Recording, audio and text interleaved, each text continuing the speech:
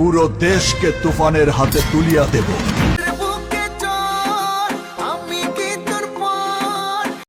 তুফান cinema, এই সিনেমাটি নিয়ে এপার বাংলা ওপার বাংলায় রীতিমতো ঝড় উঠেছে।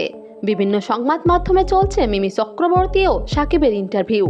এর মধ্যে কথা উঠেছে নাবিলাকে ছেড়ে সাকিব মিমির সাথে সবসময় ইন্টারভিউ কেন দিচ্ছেন।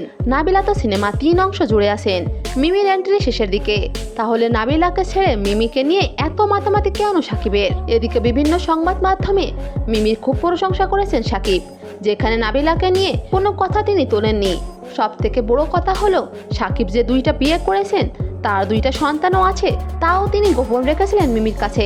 এর প্রমাণ পাওয়া যায় এক সংবাদ মাধ্যমে, যেখানে সাকিবকে প্রশ্ন করা হয় বুবলি সাকিবের সিনেমাটি দেখেছেন কিনা। সেখানে অত্যন্ত লজ্জাজনক ও বিব্রতকর অবস্থায় দেখা যায় তাকে।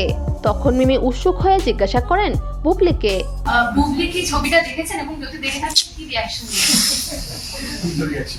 উত্তরে কোনো জবাব দেননি সাকিব। আন্তর্জাতিকভাবে এর আগেও প্রিয়তমা ছবি রিলিজ হয় 2 বাংলায়, তখন ইদিকাকে নিয়ে সাকিবের এমন মারতে দেখা যায়নি যেমনটা মিমি চক্রবর্তীকে নিয়ে মেতেছেন। তিনি সংবাদ মাধ্যমে বলেন মিমির চোখ তাকে পাগল করেছে, তার ব্যক্তিত্ব অসাধারণ।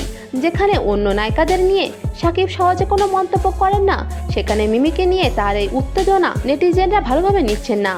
তাদের মধ্যে কারো কারো মন্তব্য এমনও ছিল, মিমি সাকিবের পেছন ছাড়লেও মিমির পেছন ছাড়ছেন না সাকিব। অপু বুবলির মতো এবার মিমিও বেবি বাম্পের ছবি প্রকাশ্যে না আনেন। সাকিব খান যেভাবে মিমিকে ফার্স্ট প্রায়োরিটি দিচ্ছেন, তাতে করে অনেক ধরনের মন্তব্য তাদের পিছু নিয়েছে। তো ভিউয়ার, সাকিব খান ও মিমি চক্রবর্তী সম্পর্ককে আপনি কিভাবে দেখছেন তা অবশ্যই জানিয়ে দিন কমেন্ট বক্সে।